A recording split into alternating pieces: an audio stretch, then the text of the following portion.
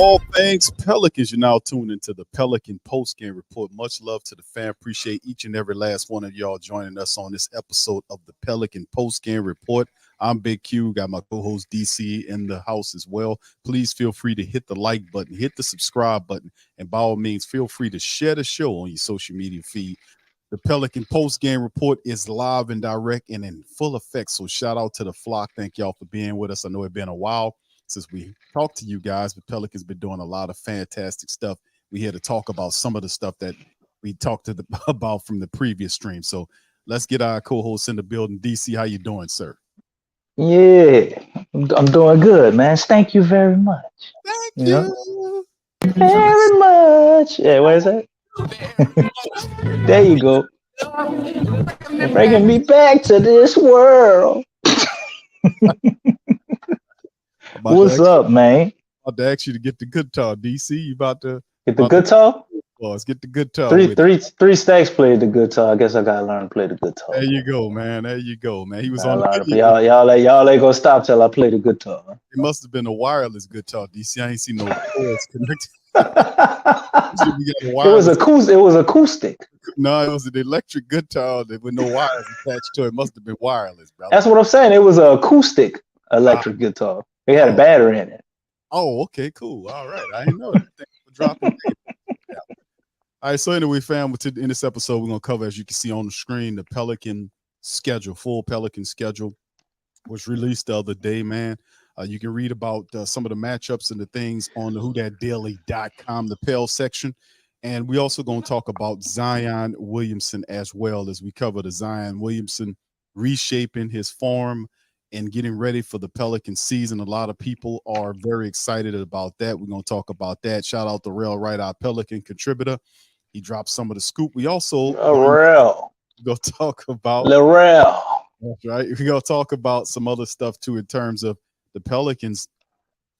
In terms of the Pelicans guys, you know, some of the summer league players. We're going to mention some information about them, and again, an article from Hoops Rumor, 4 candidates to be for camps, and one of them was one of the Pelicans' young players. We're going to cover that. We're also going to speak about Dyson Daniels making the Australian team. We're going to mention Crikey. And then we also go talk about the Pale buzz news, the latest buzz news on the Pelicans, thoughts on Giannis Valanciunas and some of the things that the Pelicans are still trying to make a way for. That broke some time ago, a couple of weeks back, about Jared Allen being a guy that the Pels were focused in on. And of course, then it came out that they were inquiring about Isaiah Stewart, who the Pistons read up with. So we'll talk about that today. And also, DC, will talk about, guess what? The NBA announcing the in-season tournament. We'll break that down in terms of what that means to our Pelican squad. So anyway, probably not much. Nobody seems excited about that tournament. But we're gonna talk about it. Right. They ain't gonna be excited about it, DC, until we get right to it. You know what I'm saying? If we write up on it, then they're gonna want to hear about it. How can you be excited about something you never had? Well, it does to a degree, like spice up things like that. Nobody even really knows how it fully plays out, man. You know what I'm saying? It's like, it's new. We're all wondering, like, what's the point? You know, we won't really know how important it is, I think, until the end of the season when you see how it plays out. Well, it's to kind of drum up more interest before December rolls, and you know how you get into November and then December. That's just the NBA's way of kind of creating more enthusiasm early in the season before the season flips into the next year. So we should ask the family if they're more enthused by this in-season tournament, because I know I'm not. I can't speak for everybody else. Well, that's because we hadn't gotten the taste of it. You know, I don't know. It'd be interesting to see how it was. I'm just interested to see how it unfolds because it's done before. So, you know, that's how I'm looking at it. Anyway, let's start with the Zion Williamson thing, fam. Let's get cracking and popping on the Zion Williamson thing first and foremost. Let me get that on screen for the fam. There we go. All right. So anyway, straight up from Rel Wright in the building, covering it. Williamson's reshape. I thought that was Dipset. For New Orleans Pelicans season. Boy, writing articles now. people. Not really. In the lead up to the upcoming Pels season, Zion Williamson has unveiled remarkable physical transformation that has left fans and critics alike in eye. As 23-year-old basketball phenom his promising career had been marked by intermittent injuries, seems to have harnessed the offseason to hone his physique. Now, of course, DC had several little skirmishes in terms of social media wise with a certain individual I care not to mention. But outside of that, the Don't Central showcase Williamson's revamped appearance, sparking excitement and anticipation among the family members after a season plagued by setbacks that restricted him to just 29 games. This unveiling suggests a revigorated physical or player prepared to dominate the court. Williamson's journey has been a tale of potential and perseverance. Since his debut as a top overall pick out of Duke, he has captivated the basketball world with his explosive gameplay, combining an impressive almost 26 points per game with command and rebound and assist. So, as you can see, this is some of the tweets that put up on here, showing his physique there and what he's doing and how he's working it. Okay. And it looks pretty positive, DC, for the most part. So let's delve into the physique of Zion Williamson and what it means to the Pelicans. I know it drums into some of the excitement of us coming to the season, being that he was dealing with all of the off-season, off-field or off-court stuff, dealing with you-know-who. And then, of course, he got on Gilbert Arenas' thing. He talked about that, kept it real on there. And now, as we draw closer and closer to the NBA season, all of that frustration from the off-season, he can now put it into getting ready to have a strong end season with BI already playing, into the and I guess what you call it, the mini Olympics, whatever it is. He's out there doing that for team. Yeah, it's a basketball tournament to build up to the Olympic Games next year is the actual Olympics. Right. So it's team USA stuff. So a lot of excitement's happening with the Pale Nation. Let's talk about Zion's contribution in terms of what he's doing, bro. Well, I'm gonna be honest, man. And I'm gonna say something because last year I would have been excited by this, but after seeing this happen 3 times, pretty much the same scenario, right? Well, Zion is in great shape. He's in the shape that he was in probably when he started last season. I would say that's encouraging because it's August right now, and he still has a whole month and some change to go to get in even better shape. But to me, this means absolutely nothing. Zion went through everything he went through. I definitely think it's a change in his mentality. He's working out at the facility and all of that. And we would like to think that this is the end of any and all problems with Zion, but that's just not how things work. And we don't know that for sure. But up to this point, what else could the brother possibly do right now to show that he is on board other than, pretty much be about basketball, be in shape and work on his game? And it appears based on this, he's doing that. But for me to be fully sold, I need to see Zion be able to play at least 60 games this year, man. If he does that, keeps his weight in check, everything goes as we would like it to go as planned, he probably would be in the MVP consideration or conversation. When all those things happen, if that happens, then I will be fully sold on Zion being a hopefully forever piece of the Pelicans and having a long, sustainable, and successful basketball career. But until that happens, we're just in the same place that we were at the beginning of last season. Yeah, that's interesting that you mentioned that, man, because remember we talked about it before the show, and we talked about the pictures that we seen. I was like, DC, this looks like what he looked like before the year. Right. I'm like, it's cool. I still like to see him a little lighter, man, a little bit lighter, hopefully.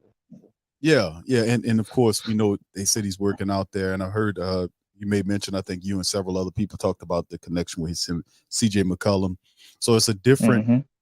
It's as he works out and get ready, we know that BI is improving as he's working with Team USA and the other Pelicans guys like Herb Jones, Trey Murphy. Trey Murphy is getting better. DC, he's growing into his body. Is BI really improving with Team USA? Heard some rumors that he got benched today. Right. Well, DC, what I'm Don't saying know is, what to take from what that. does that really mean, though? Right. That's what I'm saying. What does that really mean? I mean, it's an exhibition game. Don't everybody get benched at certain points during exhibitions? I mean, to me, it's to me, The whole I'm not start lineup, right? right. I'm not really excited about that, brother. So I Yeah. mean, in the end, he's getting some reps playing Team USA ball out there, doing it, staying busy, and that kind of flows right into the season when things start. But a lot of other Pelicans around Zion, him working out, CJ McCollum working out. You know, Herb got his money, DC. We talk about that. Trey Murphy is got, you know, he's filling into his form. He's looking, shooting the ball and just looking really good. Jose's healing up, and we got several other players that'll be ready when the season starts. So there's an excitement. And Zion Williamson is the catch to all of this. Teams built around him. He has to be prepared and ready. And of course, we know he has the baby on the way and everything. And it's a certain maturity level. Do we see mature Zion Williamson this year? I'm total mature and focusing on the game, handling stuff a different way. Do we see that this year? Uh, I hate to use this word, Q, but I believe so. But belief is not founded in truth. So um, we don't really know if we'll see that this year. But you would think that that would happen. But I know one thing for sure. He will change as everybody does once his baby gets here. You know, baby won't be here when the season starts. But maybe the added responsibility and pressure of having a child, um, wanting, you know, the image of you to change and the perceptions of other people, because that will affect your child, you know, is enough to get Zion all the way on the right track. Honestly, though, when you look at Zion, it saddens me a little bit, like how they treat him in the media, because he's not perfect by a long shot. He's definitely done some messing up. But you would think Zion is like some type of murderer or something. The way they talk about him, man, like he's just the most horrible person. He's not good at basketball. He's this bust and all of this, and it's crazy. And all of those things that have been built up and talking points on him, I don't think he can just magically change all of this with these photos, you know, or even balling out a few games. It has to be throughout the whole year. Zion has to give them something that they aren't able to talk about, man. Like he got to go out there, ball out, cross all his T's, dot all his I's, man. Be on top of his outside of basketball stuff, because we all know he's phenomenal on the basketball court, but he has to stay in shape, right? He has to do the little things. I remember they had the video in Slam with him and Bi and CJ, and they had those Mardi Gras colored Pelicans uniforms on, and they were all talking and giving insights and inputs about the game. And CJ McCullough talked about doing yoga and stretching and all of these other things. And Zion and Bi, they both laughed at him. Said, "Man, man, he be doing these weird poses and got his butt in the air and all that." And I don't know about that. You leave that up to CJ, because they asked him about who I think could be a yoga instructor or something. And they both laughed at him. And we proceeded to go into that season, and both of those guys were hurt for an extended amount of games. CJ McCullough was hurt for a large portion of the season, and he played in damn near every game. That's right. They better so maybe you guys stop laughing and mature a little bit and start taking some of those things serious. And it's really that simple, you know, with Z, man. You just got to grow up. I mean, brother's what, 23 now, right? 22 still, or 23? I think he probably just turned 23, if I'm not mistaken. And just has to mature, man, and understand that, you know, what you put in your body, what you do when you're not playing, all that matters. I think his mindset has always been, like he said on the Gilbert Arenas podcast, you have the invincibility mindset, I think he called it, to where he don't, you know, if you go out there and you ball, you know what you're capable. He feels like a superhero. And at that age, we all did, until something bad happens. You're like, oh shit, I'm mortal. I can be hurt. And I think he did have some humbling, man. But going throughout the season, seeing the little things be done, the things that require extreme discipline, is really what's going to tell us the story.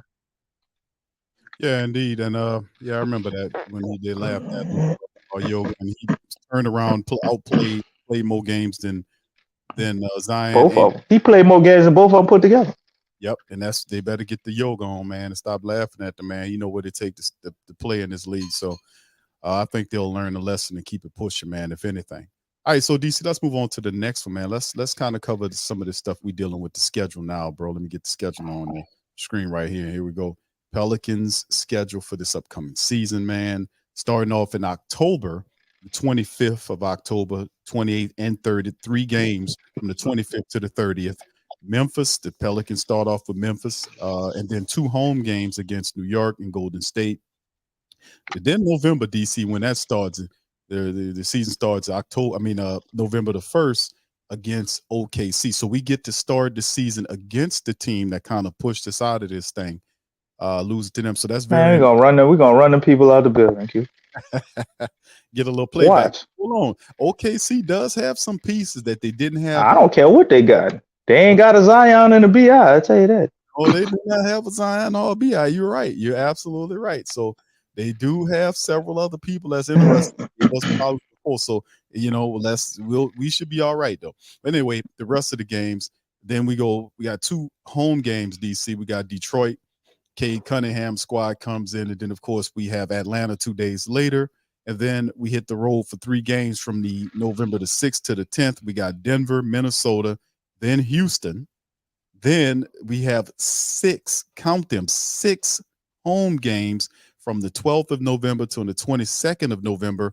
We host Dallas twice, Denver, Minnesota, and then Sacramento in the end of those not in back to back, but 2 days apart on the back end of that 6 games. That's a real tough stretch right there, man. Dallas, Denver, Minnesota, and Sacramento, DC. Dallas on the back, we got them back to back games. Yeah. Then after we do Dallas twice, you got Denver and Minnesota on the back to back. That's crazy, man. In Minnesota, right? That's crazy. And then you play Sacramento twice. Dallas after that. That is crazy, bro. Dallas is 2 days apart. Dallas and Denver. They get a little break before they play Denver. Yeah, they got 3 days. Then Dallas and Minnesota are back to back. 2 days later, they got Sacramento. 2 games with Sacramento, but those are 2 days. Denver and Minnesota, brother. Exactly. Denver and Minnesota is the back to backs. So that's an interesting stretch right there. And then we hit the road. We go to the Clippers, and then we got Utah games with the Clippers and DC. You hit the road against the Clippers, and then you have the back-to-back matchup with Utah. So you go to LA, then you go to Utah, then you get Utah again 2 days later, then home. Yeah, I know. And then we come home for the final game of November on the 29th against the Philadelphia team and Joel Embiid. So before I carry on, thoughts on November? November, I haven't seen the rest of the schedule and fully dug into it as we're going to do now. But as of right now, man, November looks like the toughest month, which I think, to be honest, that's probably the best for us, though. Right. Because we usually aren't banged up by this point. So if we're going to deal with all of this coming out the gate, I think that would be the best time. So hopefully the schedule gets easier as we go on. So let's go on to December, brother. All right, December it is. All right, we start December the 1st, DC. All right, to the 31st, and we got San Antonio at home, so we get to see your boy Wembanyama on December the 1st. Then we hit the road go from San Antonio, from New Orleans to Chicago, which is a back-to-back with Chicago there. Then there's a huge break after the Chicago matchup, DC. We, the Pelicans, don't play until the 11th of December. So you play Chicago on the 2nd, and then you don't play again until the 11th of December, right? And then that is when you meet up with Minnesota and Ant-Man. Then a couple days later, you hit for a 3-game road trip against Washington, Charlotte, and you go to San Antonio to take on the Spurs. You come home 2 days later for Memphis. Then you hit the road again 2 days later for Cleveland. And then you have 4 home games to close out the month of December against Houston. Memphis is the day after Christmas. Utah is 2 days later. And then you close out December in the year 2023 on the 31st against LeBron. On New Year's Eve. Yes, sir. So there you go. So you got a game after Christmas and a game before New Year's Day against LeBron's Lakers, him and Anthony Davis. So December is interesting as well. Go ahead, DC. 50-50 month, man. I think this is a fair schedule. Definitely not easy. But you get some games in there where you would think, were easier teams, like such as San Antonio, even though they're not an easier team for us per se all the time. I mean, we demolished them last year with BI and Zion. They're probably one of the best games we had when them two played in San Antonio. But you get teams like Chicago, probably not really. I don't see them doing a whole bunch next year, even though they're not a sad team, team you should beat. Washington, same for Charlotte, same for San Antonio. And then, you get your tougher teams, man, but you get a lot of them at home. So all of the tougher games outside of that one Cleveland game, we get them all at home. And you only got one back-to-back that month. You got a lot of games where it's 2 days of rest in between, but you can't really be mad at this schedule, man. I would say this is fair or maybe favorable for the month of December. All right, on to January, man. We start the year 2024 on the 2nd against Brooklyn. That's a home game. Then we proceed to leave and go to Minnesota to take on Ant-Man again in the Timberwolves. Then we hit the home. We come back home for the Clippers. And then ultimately what happens is we'll end up leaving and taking a trip to, hold on, let me get back on my schedule. We'll end up, after we come home for the Clippers on the 5th of January, we'll then hit a 5-game road trip going out west. We start with the Kings. The couple days later, we get Golden State. A couple days later is Denver. A couple days later, Dallas. Not in back-to-backs. We got them 2 days apart, but Sacramento, Golden State, Denver, Dallas. And that one, and then we come home for 4 games. From the 17th of January, to the 26th of January, Charlotte, Phoenix, Utah, and OKC come here. And then we hit the road to close out January against Milwaukee, Boston, and the Houston Rockets. Go ahead, DC. Tough, man. Tough schedule. You get Brooklyn. Yeah, man, is it me? Are we playing Minnesota like 8 times? But you get Brooklyn, you get Minnesota, man. Tough team, Minnesota. Brooklyn, you should win that game. But you get the Clippers, definitely ain't no pushovers. Sacramento, Golden State, Denver, Dallas twice, all on the road. That's insane, bro. Yeah. That's insane. Yes. And then after that, you get Charlotte, which you get a little bit of a breather. And then look how close a lot of these games, all you get 2 days rest. Then you get Phoenix, Utah, Oklahoma, Milwaukee, Boston. Like damn near everybody we're playing in January is a playoff team, minus maybe like 2 teams. Yeah, you ain't kidding, man. That's kind of crazy, man. Well, 3 teams, because you got a Houston. You get a Houston, you get a Charlotte, you get a Brooklyn. But like you said, Houston, man, Houston is loaded with talent. Me personally, as far as us playing, I think Houston is a tougher challenge for us than Oklahoma, to be honest with you. Just with the talent that they got. Yeah, I mean, now Oklahoma is better structured. They got a lot of talent too. And they got Chet Holmgren coming now on top of what they already got, But I don't know, man. It's just something about that Houston squad with also having a coach. And Emmy, Udoka. I almost said the what they was calling them. I ain't gonna say it. Never mind. It's a show. But anyway, Emmy, who got her, you got him over there, man. Set the road straight with Houston, and I think they're gonna be a team, man, that may be able to possibly sneak in definitely one of them playing spots, but maybe get one of them lower seeded playoff spots. Like Houston to me is one of those teams. But anyway, nonetheless, you got them, but you got all of these other talented teams right there, man. This is the month. This is the make or break part of our season. Because if we do terribly this whole month, man, that kind of puts us, on the ropes, man, and makes things difficult going forward. Yeah, I kind of figured. I agree with that, man. You take a look at Houston, and a lot of the teams in the Southwest with which the Pelicans play have taken a lot of improvement. San Antonio, Houston, Dallas is trying to do some stuff, so it's going to be tricky and difficult in the Southwest where the Pelicans dwell. But February schedule moves in. They start on the 2nd of February on the road against the San Antonio Spurs. Then we have one home game against the Raptors, and then we hit the road 4 games: Clippers, Lakers, Trailblazers, and then we close out against the Memphis Grizzlies on the 12th.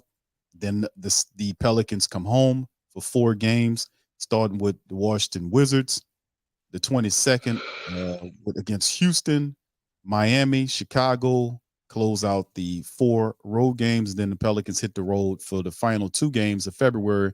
They go to New York to take on the Knicks and close out against the Pacers. So that's the February look. DC, you want to comment on the February schedule? I think February schedule is favorable. Definitely, we should do good that month. You got that tough stretch where you're on the road against the Clippers, Lakers, Memphis, Portland, obviously. But you know, this is how you want your schedule to be if you could pick it yourself. A mix of some good teams, and you got some games that you should definitely win. You got games like you get a nice little home stretch against Washington, Houston, Chicago, Miami. Miami's a tough one too. Then you close it out against New York and Indiana. You're at their place, but two very winnable games. A lot of winnable games this month. So pretty happy or content with February.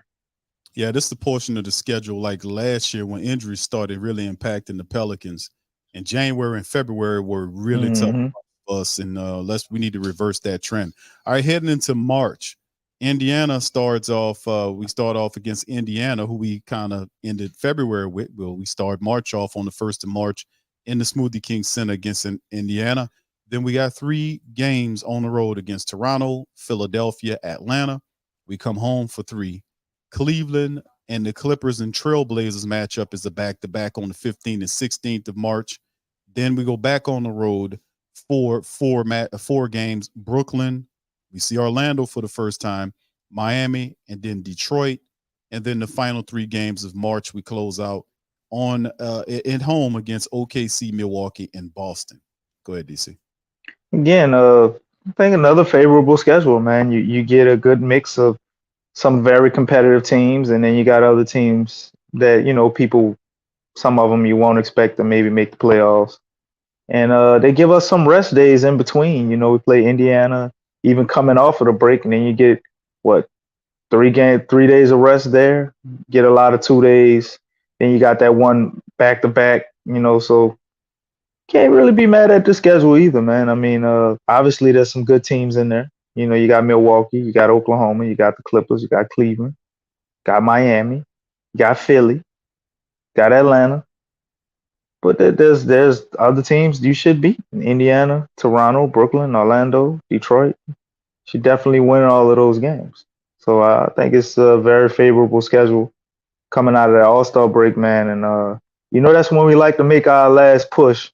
If we had some difficulties during the season with injuries, these are usually the months in March and April where we try to turn it all the way up. So hopefully that isn't the case this year. But if we did have some injury unluck again, I think this is a favorable schedule for us to make a good run. Right. And let's close out the schedule talk we have in the month of April, starting on the 1st of April, April Fool's Day. 3 games at home: Phoenix, Orlando, and San Antonio from the 1st to the 5th. Then we hit the road for 4 games: Phoenix, Portland, Sacramento, Golden State. And then the Pelicans close out the regular season on April the 14th at home against LeBron and the Lakers. So there you go. April schedule closing out. Pelican schedule, DC, not looking all that bad, man. We just got to stay healthy to compete. Mm-mm. I like the schedule, man. As again, April, similar to March, man. I mean, you got some good teams in there, but you do get some layups. Well, I mean, you look at them as layups until you actually play the teams, because we did lose to Orlando in a must-win situation. But you have them. You got San Antonio. You got Portland, and Houston, then you too. got Don't forget Houston. Nah, I can't call Houston a layup, man. I just went over all that. I don't think Houston will really be a layup for us or You think anybody else. OKC's going to be a layup? No. Who you say who? I say you Did I said hear you wrong? which teams you think going to be a layup? Orlando should be. You Portland think? definitely. San Antonio. Well, you talking about with a On healthy paper. club, right? On paper. On Huh? paper. All right. Okay. Okay. On paper. I All mean, right. you got Portland. I'm anticipating them with no Dame. You know, you got Orlando. Deion Sharp. What is Orlando really like proven? They got some They got talent. Man. Cole They ain't Anthony. proven nothing. They got the doppelganger down there. They didn't bench Cole. They didn't bench Cole Anthony, man. He probably gonna get benched. They drafted another point guard. It's not looking good for Cole, man. Yeah, DC is that's not good, brother. It's not looking good, bro. So you got that. You got San Antonio. Then you got Sacramento, Golden State, LA, and Phoenix twice. Not exactly easy, but 50-50 month, man. And that's the best you could hope for, right? That's fair. It's fair. With half the wins, I got you. I got you. Yeah, it's fair, man. With all that being said, give me a win total on this record here, man. I think everything was on delay, Q. Even when you look at the Saints, at least I'm gonna speak for myself. Felt the Saints were going to be phenomenal last year. They had all the injury luck. Felt the same thing about the Pels, and I think we were just on a 1-year delay, man.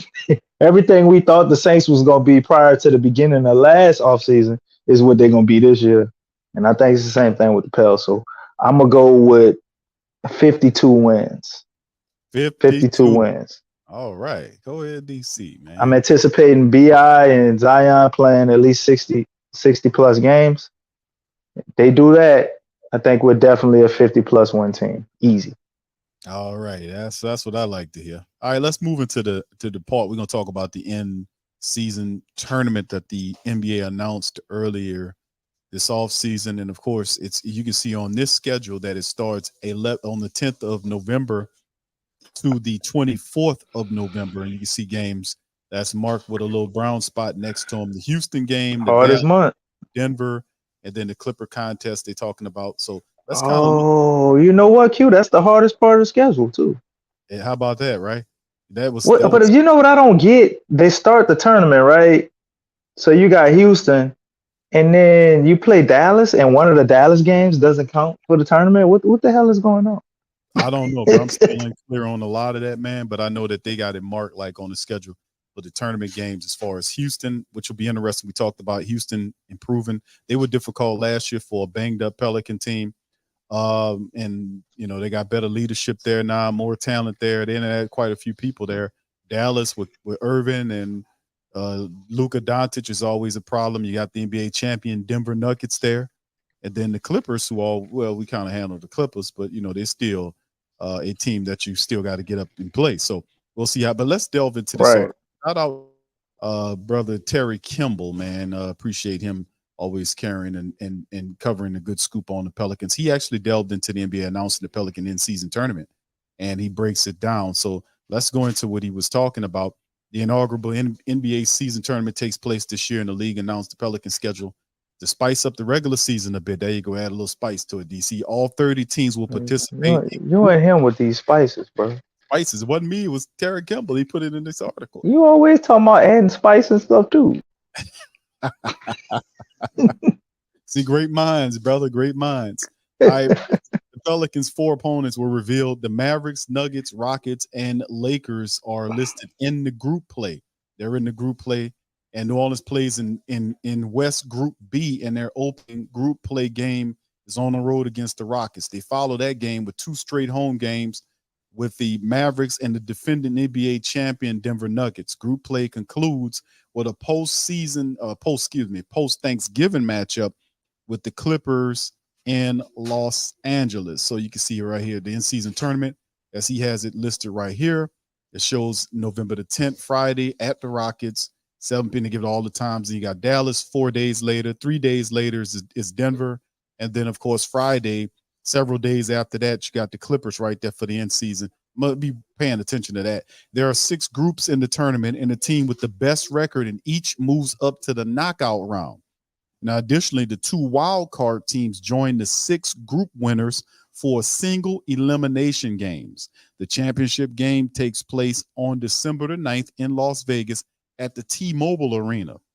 The knockout teams will compete for a prize pool and in the in-season tournament trophy, the NBA Cup. So you get through the in-season tournament, you win it, you get the in-season cup. And that's just something to kind of make it more lively, decent. I think people actually like this. The remaining 22 teams. I don't like the timing of it. I think it should be something at least after the All-Star break.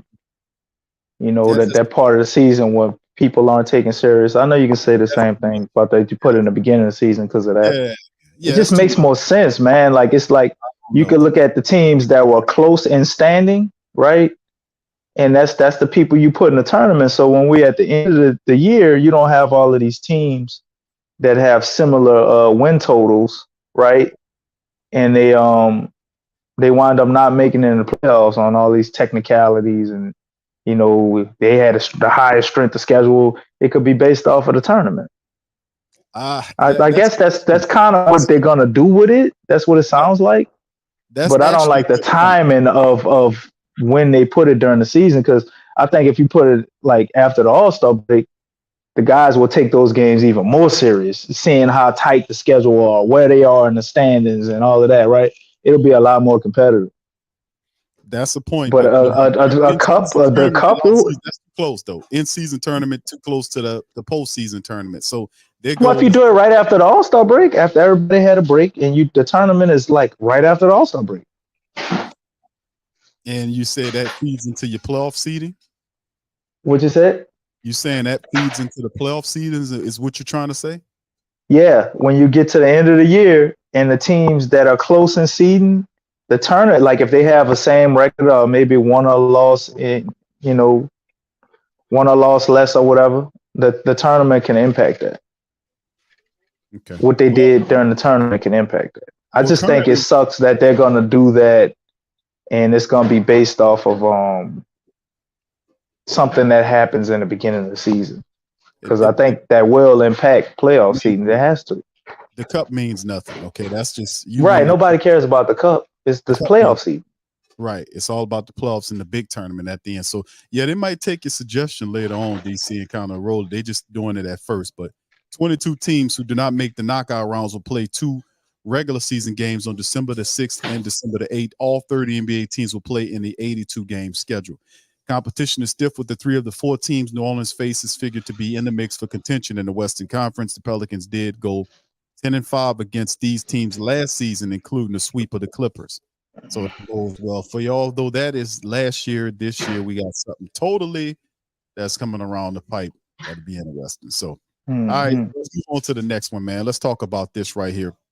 4 candidates to be promoted from the camp contracts. This is from HoopRumors.com. They kind of cover some of this stuff. They talk about several players that they believe, and we're only going to cover one of them, which is that affiliates with the Pels.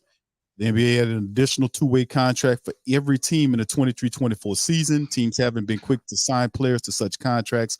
Only 11 of the league's 30 teams have 3 players signed to 2-way deals, and several haven't begun adding players to Exhibit 10 contracts. The start of training camp is still several weeks away, so the team have plenty of time to add players to the 2-way and Exhibit 10 deals. However, many teams are using training camp as an audition of sorts for players to earn the 2-way or even standard contract spots.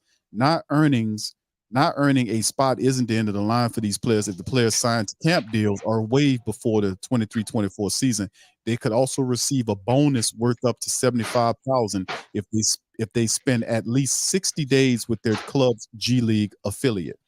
Here's some of the players they mentioned, and at the top of the list, as you can see, fam, Landers Nolley is there. Pelicans did well after the draft to reach Uh-huh. players on camp contracts. Landers Nolley, Tavion Jones, Liam Robinson, and Trey Jamison, the big center. New Orleans spotted camp or reported camp deals. Only of these players can end up on such lists as some of the more accomplished collegiate players who went undrafted in the draft. Of course, Nolley may end up on the Pelicans' final camp roster, but if his reported deal is finalized, it makes perfect sense as a developmental piece for the Pels. Nolley is a Mm-hmm. prototypical 3-and-D, averaged almost 17 points a game for Cincinnati while shooting almost 42% from downtown. He played for the Pelicans Summer League team this year. He averaged 8 points on 50% shooting from deep on 4 attempts across 5 games. He's 6'7", and Nolley has a good bet to at least stick around the NBA's radar for a few seasons. The Pelicans have 2 open two-way spots with Darion Sebron occupying the others.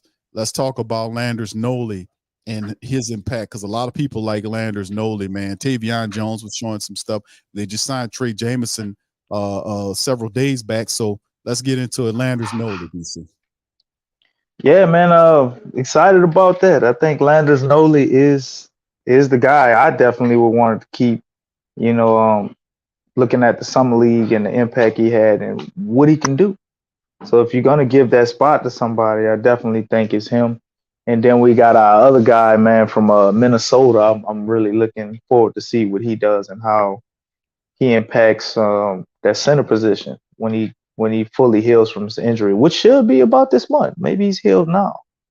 So once they get in there and start working, Liam Robinson is who I'm talking about, family. So, but Landers Nolley, man, he showed me one thing. He showed me that he can definitely shoot the rock, bro. I mean, he shot better than our rookie, who we knew was the best shooter in the draft, and he outperformed him in the summer Yeah, league, which yeah. you know he didn't really perform well, Hawkins, in the summer league, as far as his shooting. But I think this is smart, and this is a good move by the Pels, man. Excited by seeing what he can turn into and what we could develop him. Because I mean, maybe a lot of y'all might be disappointed in me, but I'm just not really that high on Sebron. I like Sebron. I think what Sebron does, he does it extremely Mad. well, and he can be efficient, but he can't shoot. And with this team, well, what we have, the additional pieces, man, they need to be able to shoot. Gonna make So, DJ mad at you. hey, we need shooters, man. You got Sebron, and to me, Sebron, and you got like Dyson Daniels, and you got Najee, and you got like a lot of these guys similar in where they can score, but they also obviously do a variety of different things, all of them. But we need more shooting. So getting a guy like Landers Nolley, man, I think it's just smart, and it's a great in case of emergency, don't break the glass player. In case Hawkins doesn't turn out right, or he got to go to the summer league, and we just missing that shooter. We got somebody we can bring up. Yeah, Landers Nolley made a strong case in the summer league, DC. To be honest with you, and I like several other the Pelican players that played really well. A lot of people are interested to see what Liam Robbins does as well. He was banged up, but he should be ready to go. And Landers Nolley, yeah, you're right, 3-and-D player that shoots it, and you never can do wrong by having guys at 6'7" that shoot what 40 something, 40 almost 42% from downtown on 4 attempts Right. contests in the games that he played in the summer league. Not bad at all. All right, let's move on to the next topic, fam. From the WhoDatDaily.com, it's the Rail Right again. Trade buzz Pelicans. We covered this a while ago. Pelicans eyeing deals for Valanciunas with Allen and Stewart as potential targets. Now we're getting close to the NBA season. You know stuff is gonna start cooking and shaking on these guys. So the Pelicans are, we're talking about an extension with Valanciunas at the end of the season. Obviously, the sides just couldn't get a number together, and then after the Pelicans decided, hey man, let's just see if we could trade him. So a couple of guys that were out there in terms of Isaiah Stewart and Jared Allen. Anymore. I haven't heard too much about anything else, but the Pelicans are still in the market for a big. DC, let's cover this. Let's talk about it, man. Most definitely, man. Stewart, I don't know about that after he got that contract, but if we're in the market for Allen, I mean, his contract's definitely lower than Allen's, right? But I think he had, what was it, 4-year deal for 67 million? I believe Isaiah Stewart. I think And I like Isaiah Stewart. I think it's in the article. Matter of fact, let me get down into it. But go ahead, keep talking, brother. Yeah, 64. Yeah, but 4 years, 64. 64. Yeah. Right. So that breaks down to what? Shit, more than what we're playing Valanciunas, right? You got a younger prospect that perhaps what they're looking to do. But DC, seriously, I mean, what are the Pelicans hoping to land? Because even though we got Valanciunas on an expiring 1-year deal, this could drag on a bit if we don't move Val before the regular season starts. This could drag into it. I think they're willing to let that happen because Valanciunas obviously has stated multiple times he loves it here. He doesn't really want to leave. People who know ball and watch the Pels team, we don't really want him to leave either. But the writing's pretty much on the wall because money. You got Herb. Once Herb got that contract, it's like, okay, as much as I want Valanciunas to stay, I know he's probably got to go. People be like, well, you can get rid of Kyra. And yeah, Kyra might have to go too. I would like to keep both of those guys. But to get rid of Valanciunas for Isaiah Stewart, I could see that, but Jarrett Allen to me makes a lot more sense because you obviously get an upgrade. Isaiah Stewart, you get an upgrade defensively, but you downgrade offensively. My opinion, he has shown the ability to kind of stretch the floor though. I've seen him hit some 3-pointers and stuff before, but to me, just offensively, he's nowhere near what Valanciunas is. And I guess you could say the same thing about Allen, but Allen is a more complete, I guess, 5 than Stewart. You got another guy that's kind of undersized, even though he does play very well as a rim protector at 6'8". And you can switch him on a lot of smaller guys as well. So I could definitely see it, man. I could see it. Maybe that's a guy Willie is high on.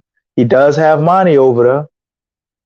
I'm pretty sure those guys aren't colluding or anything, but I wouldn't be surprised to see those two coaches pull off a trade that would make both of them better. Because we would get a guy that's a great, phenomenal defender, in which we need at that 5 spot. Because scoring, we really don't have a problem with that. And then you still have Larry Nance, who's going to take a lot of those minutes, man. Who's a lot better than people who don't watch the Pelicans know. Like Larry Nance basically could be a starting center for us. We just can't ask him to bang with every big guy down low all year for all of those minutes. It's just too much. He's not big enough. But he can do it, right? And when he gets banged up or gets worn down, it shows up in his rebounding. And, we have those offensive rebounding issues, right? So you got a guy like Isaiah Stewart, and you pretty much got to hope that doesn't happen. Because the one thing about giving up V defensively that I will miss and I will regret is just the defensive rebounder, man. Valanciunas is one of the best defensive rebounders in the league, man. And defensive rebounding goes hand in hand with defense to me because the possession isn't over until you get the rebound. So you can do all of this stopping them from scoring and everything. And they finally put up a shot, tough shot and everything. They miss and the other team gets the rebound. Now you got to start all over. So it don't matter how good you play defense. It's got to start all over anyway. So and what is he 8 rebounds a game? I mean, that's okay. But my center, I want him to have at least double-digit rebound. Or if we don't, then we have to come up with some type of group effort to make sure we make up the slack there. But Jarrett Allen, in my opinion, he solves all of those issues. And he's better offensively to me than Isaiah Stewart if you have some good facilitators that can get him the ball in his spots. Yeah, I'm looking at Isaiah Stewart's a solid player. He's a good player, Q. Yeah, he is 6'8", 250. Solid player. like you just showed, 60+ mil on the 4 year. Same size as Larry Nance. Ain't Larry Nance bought that size? Larry Nance was 6'8", 6'7". 6'7", 6'8", Yeah, 240 maybe, 245. The same right, guys, man. They're right. So different, but the body type's the same. something tell me the Pelicans favor more of Jared Allen, DC, because they're looking for a big that can move some. He does sacrifice offensive game, like his, because Val will, post, he will shoot that three if he's wide open. You don't get none of that with Yeah, you ain't getting that with Allen. Allen at Jared all. Allen don't give you none of that. He ain't trying to shoot no ball from up there, and if you do, you'll be sorely upset at him trying to do it. But 14 points, 9 rebounds a game, almost 2 assists. They list him as six. But if I want that, I can just put Larry Nance in. If I want Yeah, somebody at that position to shoot threes, but you right at that position when it's time. But you also want right? a big, and even though Jared Allen listed here on the NBA site at 6'9", I think some say he's 6'9", He 6'10". about 6'10". Right, about 6'10". So they're looking for a guy like that who can move a bit, play some defense, stuff like that. They trying to work that thing out. So I mean, you got between now and the trade deadline to make something happen, because somebody gonna take a chance on Valve. I don't know out Val either. I don't know if it'll be early. I'm thinking more late before the trade deadline, DC, because he's an expiring contract. So we'll see how it all plays. But my thought process is, and a lot of people here, a lot of experts think the best fit for the Pelicans in terms of some of these people is Jared Allen. Maybe that's why the Pelicans are sniffing around him as much as they are. Right, but how serious Cleveland. Cleveland about getting rid of Jared Allen? Because I don't know, man. I mean, we the money matches. You giving up Big V, I think, which makes sense for them. Like you look for, if they're looking to get rid of Jared Allen, right? They're obviously looking for a center that does something else. So what could they possibly be looking for? Maybe a guy that could potentially stretch the floor a little bit, Right. who has a better offensive game. Like Big V's perfect. What Right. else are you going to get for him if you're looking for a player? Now, if they're looking for a bunch of draft picks and a young, inspiring rookie or something like that, they're on that kick, then I see why the deal isn't done.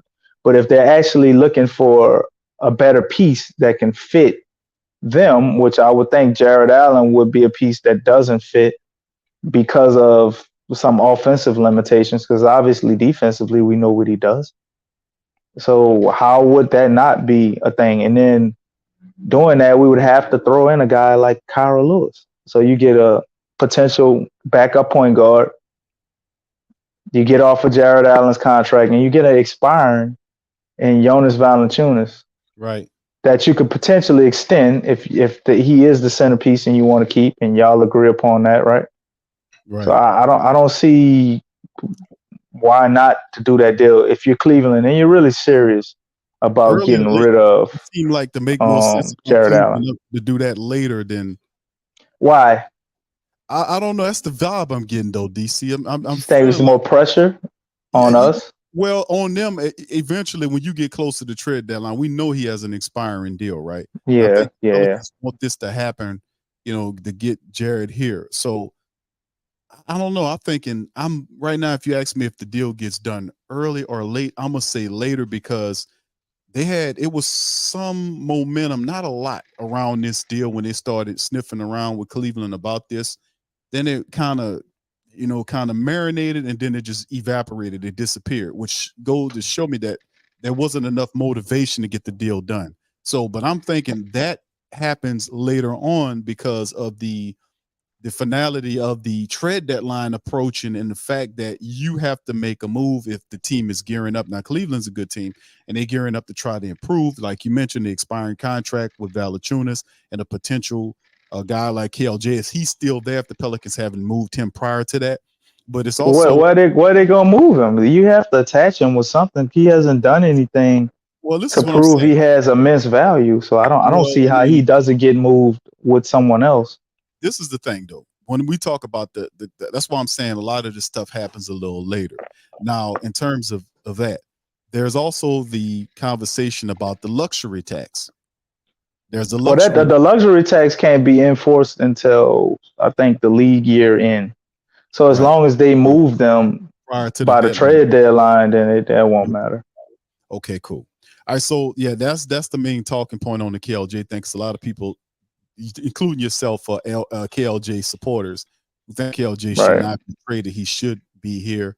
But the Pelicans, for whatever reason, DC, and I've told you this before, he's kind of the redhead stepchild of the bunch because I really, don't get well. He don't know the plays from what I heard. That's the worst thing I've how he gonna ever learn heard if you about don't get on the KLJ. court? That's what I'm saying, bro. Most of these That's players the worst thing I heard about him, man. right. So, I don't know. It depends on these guys. They got to hit the court though. That's the whole thing that comes down with guys like we talk about KLJ, but it just seems like to me when the Pelicans did put KLJ up on the trade block, they mentioned and we talked about on the previous stream, and it was in the article about the Pelicans looking to kind of send him somewhere where he have some more opportunity.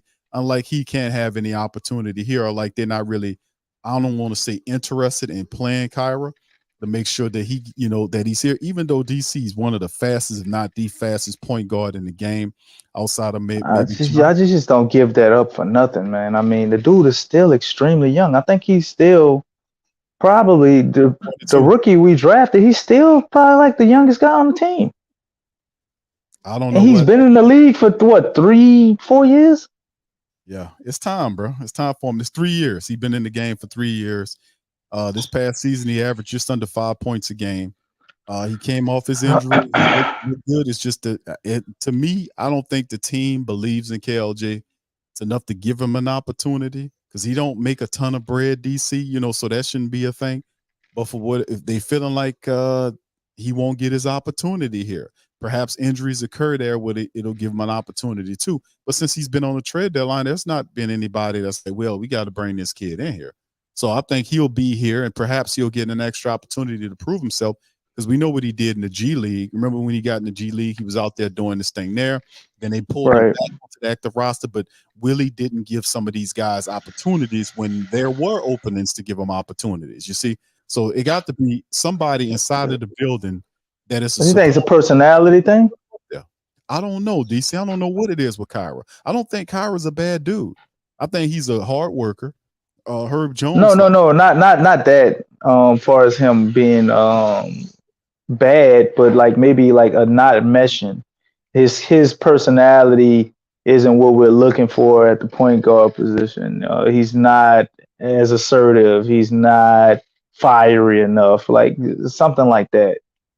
well, I mean, you might have something with that. You may have Basketball IQ isn't high enough for what we would uh, desire for a point guard. Something. I don't know. I don't know if it's his basketball IQ, but you might have something touching on the assertiveness. Might be a little too meek at times, but over the Mm. last couple of years, hadn't he been? Remember, we talked about that a couple of years ago when we He talked doesn't show a lot of fire though. But that he's not timid or scary.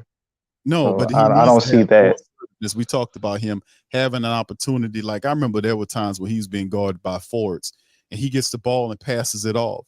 Now, take that ball, take that forward there, get around him and get to the hoop. Right. He's the guy that gets to the cup. DC hits his free throws. He also hits a wide open 3-pointer. Like I said, he's the fastest guy on the court. So, I don't know why the Pelicans are looking past him like what they're doing, or they can't seem to find an opportunity for him. He's a first round draft pick. He's not an undrafted guy.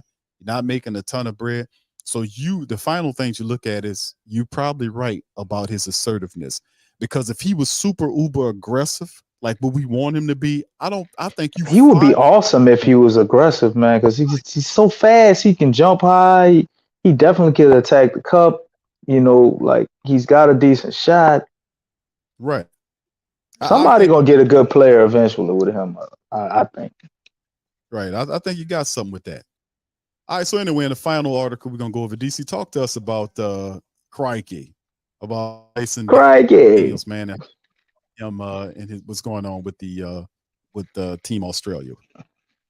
Well, uh, Dice made Team Australia, but from what I heard, it was a little bit of a struggle. He had to go into the final cuts. He wasn't one of the first guys they took. You know, does the articles go over some of the other guys on that team? Because I know they don't have a bunch of guys, but I know obviously they have Giddy. We all know Giddy probably would be the best player on that team. Who was in front of Dice to making it so difficult for him? Yeah, a lot of you got Patty Mills, you got Giddy, as the article states. Yeah. Martise Yep. Steibel, Dante Exum, Okay. Xavier Cooks. Don't know a lot about him. Matthew Deladova. Deladova. Yep. Yeah. Chris So I Golden. mean, you got some names, but I guess it's a little disheartening to see that he made it, but it was like a situation where like would he make it? You know. Another guy we need a little more assertiveness out of him, you know. But Dice and Summer League did pretty well. Can't be mad about that. But just another step, I guess, in his evolution, man. Hopefully this is something that'll motivate him. And he can learn a lot from being on Team Australia. And he did make it. So shout out to Dice. No, it seemed kind of backhanded, but still shout out to Dice. Crikey. All right, shout out to Dice. All right, so anyway, let's kind of recap the stream, man. We covered the Zion Williamson news about Zion and what he, working out, getting back to the shape he was last year before the start of the season as we get ready to push forward.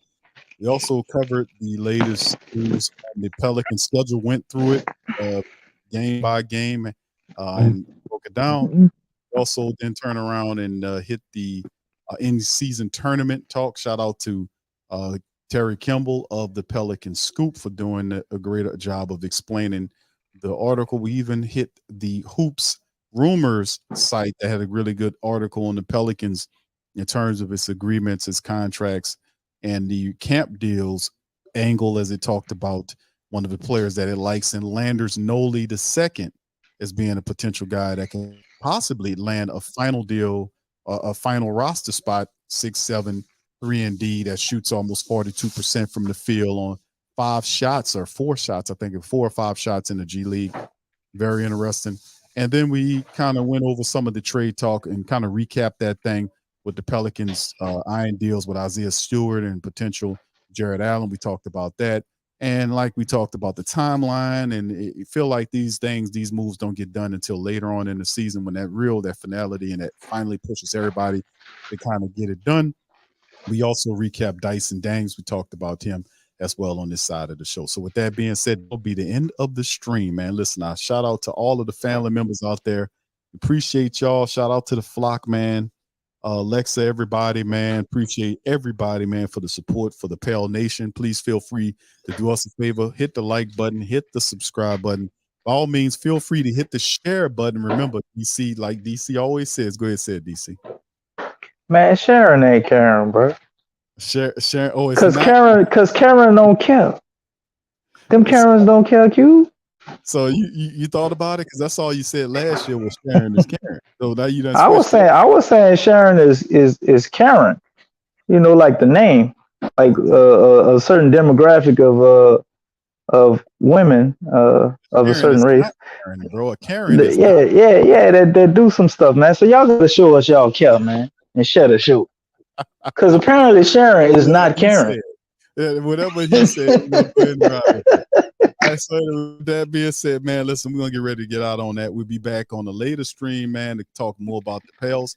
Like we saying, do it, hit the like button, hit the subscribe button, share the stream, and also feel free to let them know the Pel we in this thing. And check out our merchandise. Remember, family, lock in the whothatdaily.com. That's right, the whothatdaily.com. Lock it in on your phone, man.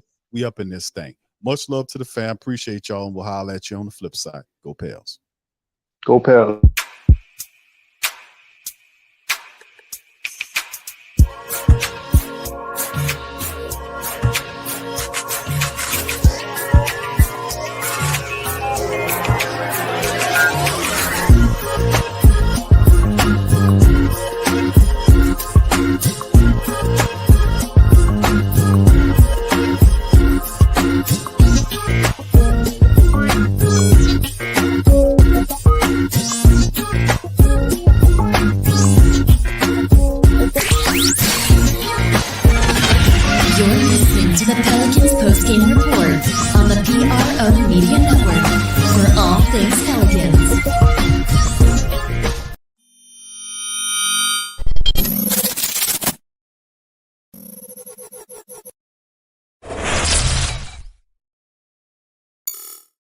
That's right, the Pro Shop is the platform's store where you can go and buy all the latest merch to support the platform. Available at the Pro Shops, we have dozens of hundreds of products available for you and your family. Unisex tees for men and women, hoodies and sweatshirts, tank tops, kids and baby items, long sleeve tees, mugs, pillows, wall art, bath bedding, face masks, phone cases, stickers, bags, fanny packs, socks, hats, and many other items. Please feel free to check out the Pro Shops.